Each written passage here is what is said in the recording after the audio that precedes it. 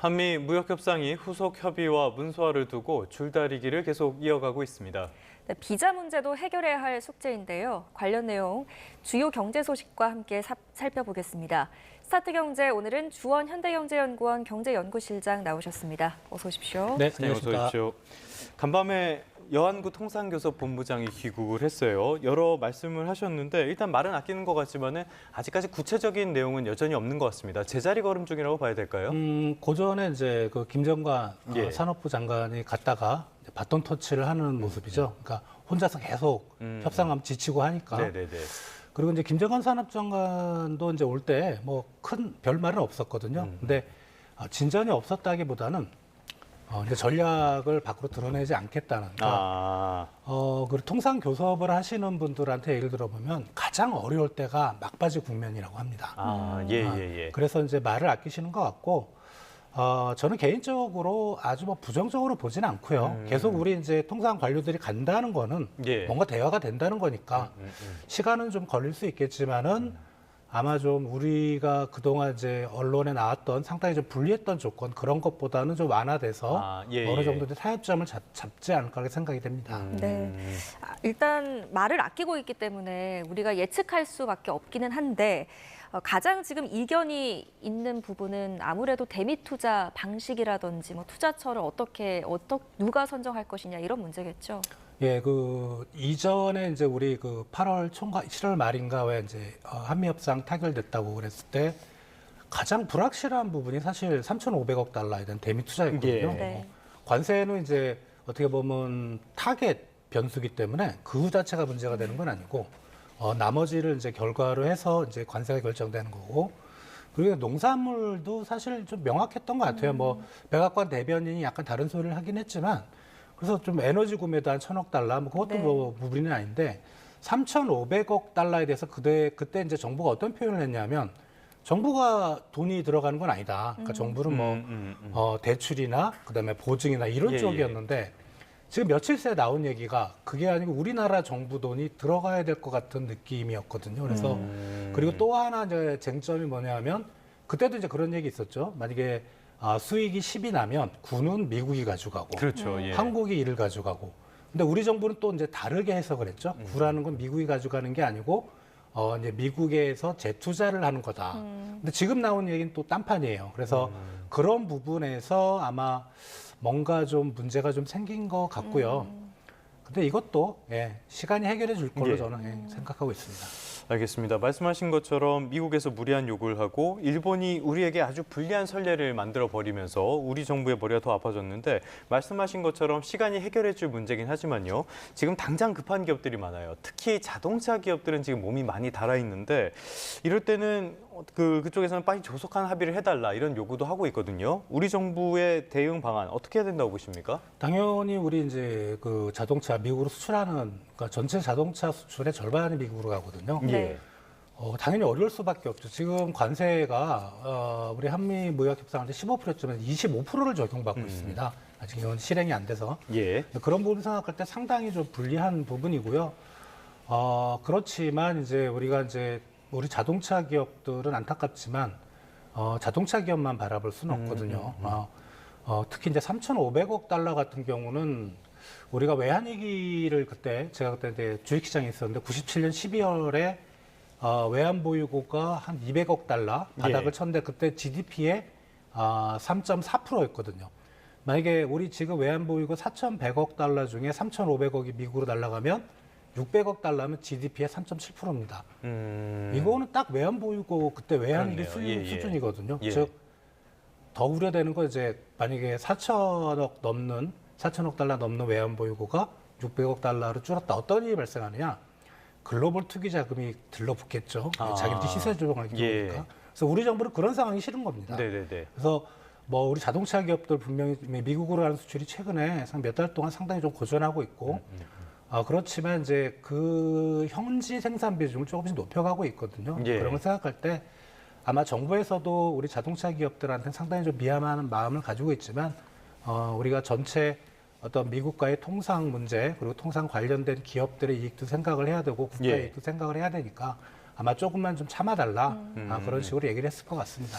알겠습니다. 현지 공장 말씀을 해주셨는데 이 현지 공장도 쉽지가 않은 게 조지아주에서 있었던 우리 근로자들 구금 사태가 또 여기에 영향을 미치고 있어요. 그때는 그랬는데 이제는 또 미국도 몸이 많이 단 것 같습니다. 조지아주에서도 여러 가지 이야기들이 나오고 있는데 어떤 반응들 나오고 있는 겁니까?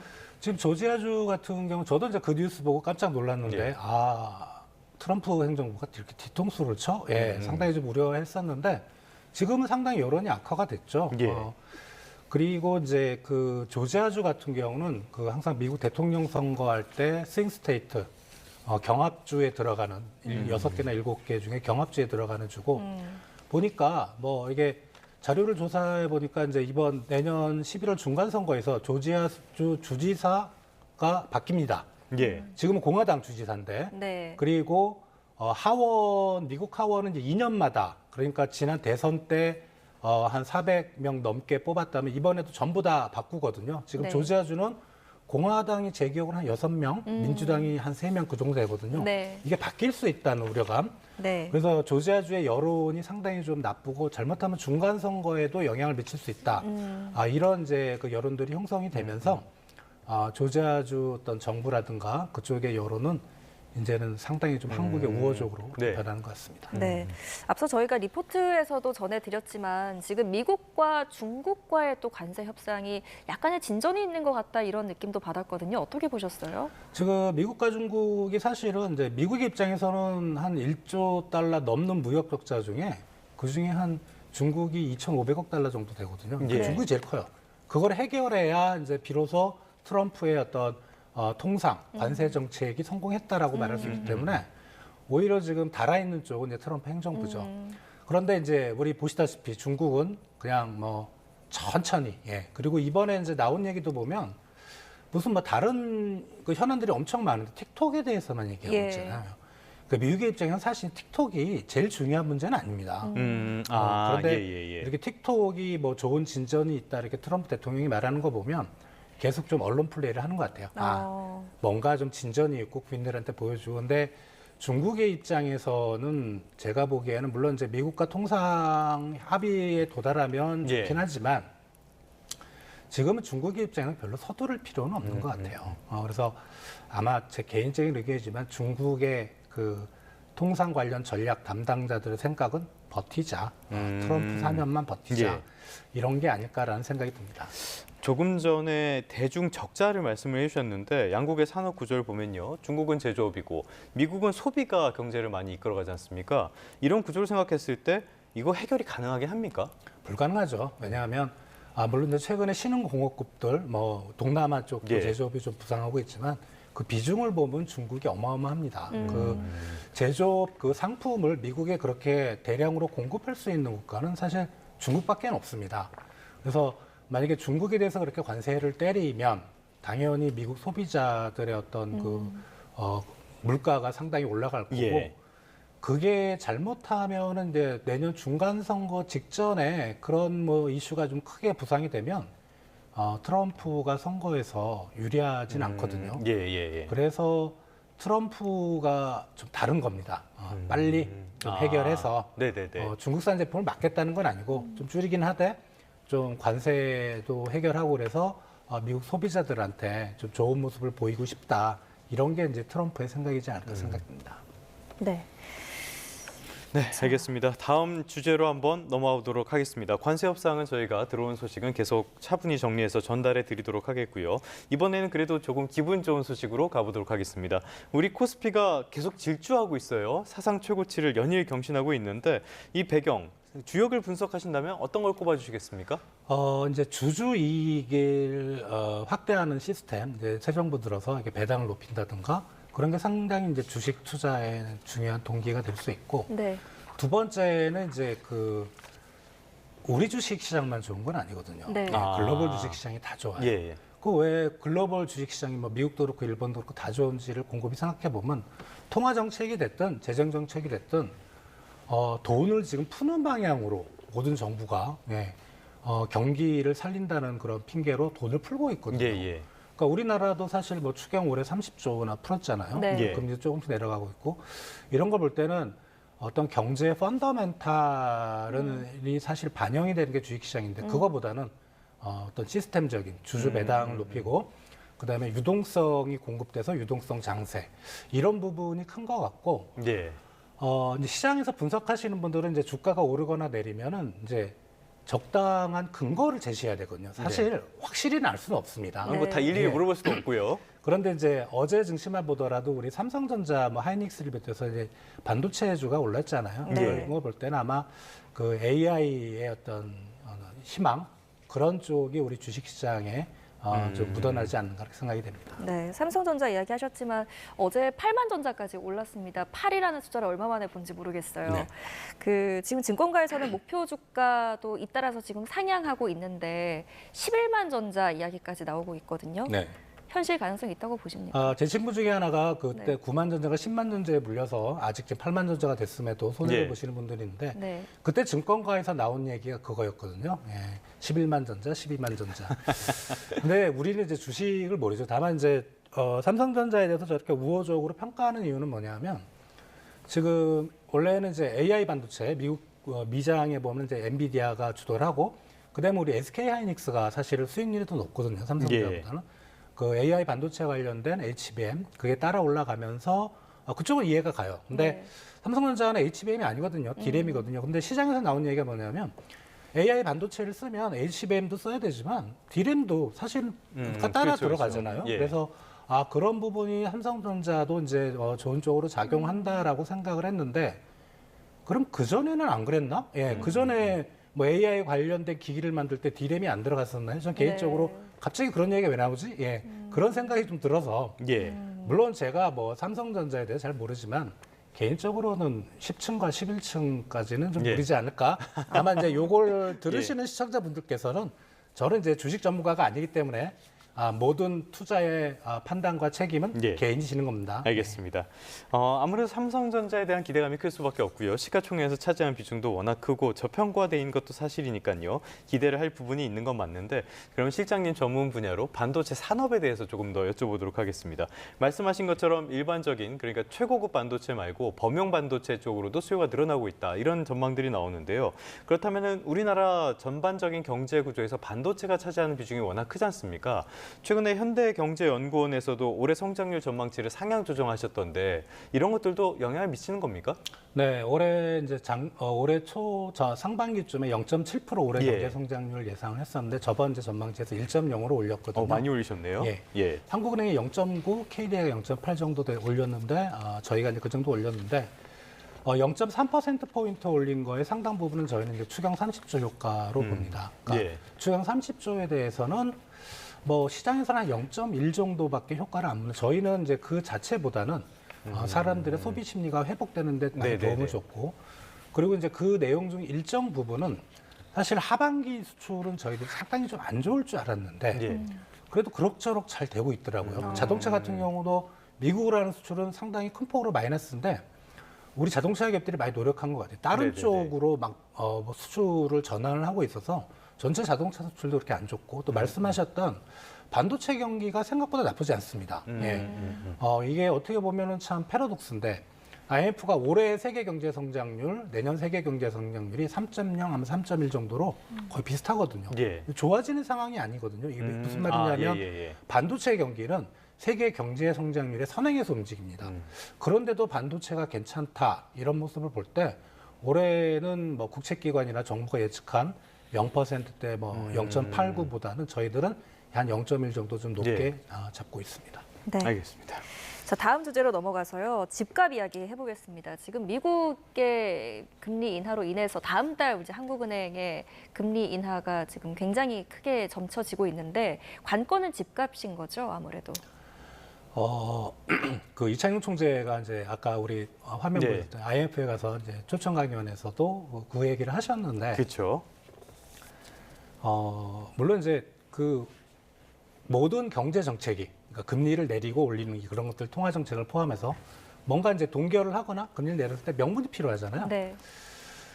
가장 좋은 명분은 이제 부동산 시장인 것 같아요. 예. 부동산 시장인데 항상 한국에서 하는 말이 이제 서울 집값 정확히는 이제 그 마용성 그다음에 강남 3구인데 그쪽 집값을 얘기를 하고 있거든요. 예. 근데 우리 수도권 빼고 지방의 아파트 매매 가격 지수 보면은 오른 적이 없습니다. 저게 네네. 도대체 어느 나라 얘기인가? 제가 마용성하고 그 강남 3구 인구를 보니까 우리나라 전체 인구의 한 3%밖에 안 되더라고요. 한국은행이 계속 집값 얘기를 하면서 금리를 동결할 거면 한국은행 그 본부를 강남으로 옮기든가. 예.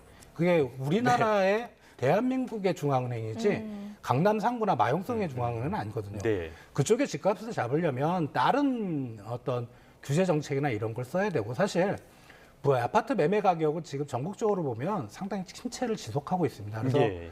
저는 개인적으로는 가계부채를 핑계로 통화정책의 방향을 결정한다. 이건 아닌 것 같고 제가 보는 관점은 연준이 움직여야 우리나라 통화정책이 움직인다. 예. 예, 왜냐하면은 한 2%포인트 했다가 이제 연준 내려서 1.75로 떨어졌잖아요. 근데 그런 걸 볼 때는 부동산 시장이나 가계부채보다는 연준의 통화정책이 우리가 대놓고 금통위원들이 얘기는 안 하지만 그게 가장 중요한 예. 금리 결정의 변수지 않을까 생각이 됩니다.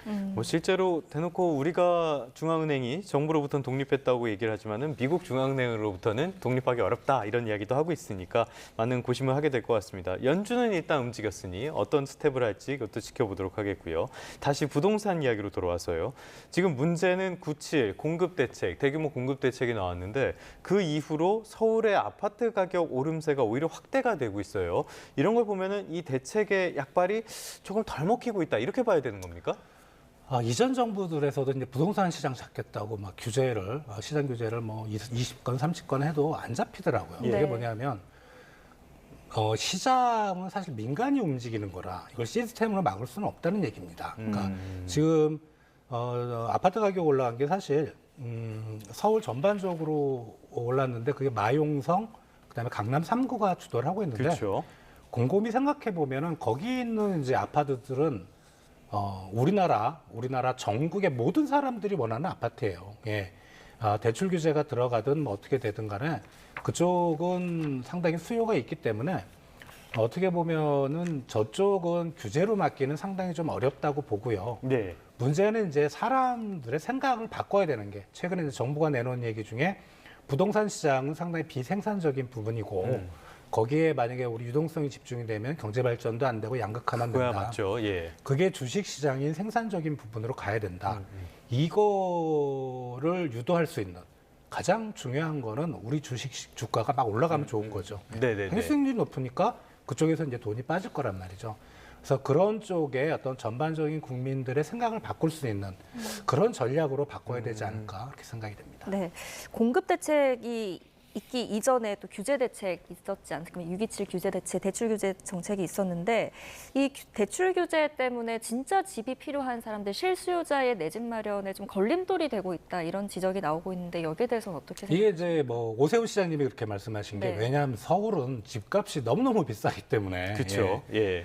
뭐 그 서울에서 하는 게 미리 내 집이라고 저도 처음 들어봤는데 이제 신혼부부들이 공공임대로 들어갈 때 이제 뭐 시세의 80%의 보증금만 내고 뭐 20년 정도 거주를 할 수 있는데 이게 집값 규제뿐만 아니라 지금 같이 전세 규제도 들어갔잖아요. 전세 네. 대출도. 그러다 보니까 서울은 그게 좀 현실과 안 맞는 것 같아요. 저도 비슷한 생각이에요. 그러면 이제 신혼부부들이 사실 뭐 이제 갓 사회 진출하고 이제 결혼한 젊은 층이 네. 무슨 돈이 있겠어요. 대출을 못 받으면 들어갈 수는 없거든요. 그래서 이제 또 오세훈 시장 입장에서는 정말 서울의 가장 큰 문제는 교통하고 부동산이잖아요. 그렇죠. 그 문제에 자기가 어떤 정책적인 신경을 많이 썼는데 이게 중앙정부에서 그래 버리니까 이제 그런 정책들이 효과를 못 낸다. 예. 그래서 오세훈 시장 입장에서는 좀 입이 많이 나온 것 같습니다. 네. 알겠습니다. 부동산 시장은 참 자산 시장의 영원한 테마이긴 하죠. 관리하기가 참 어려운데 어떻게 될지 저희도 지켜보면서 전해드리도록 하겠습니다. 지금까지 주원 현대경제연구원 경제연구실장과 함께했습니다. 오늘 말씀 고맙습니다.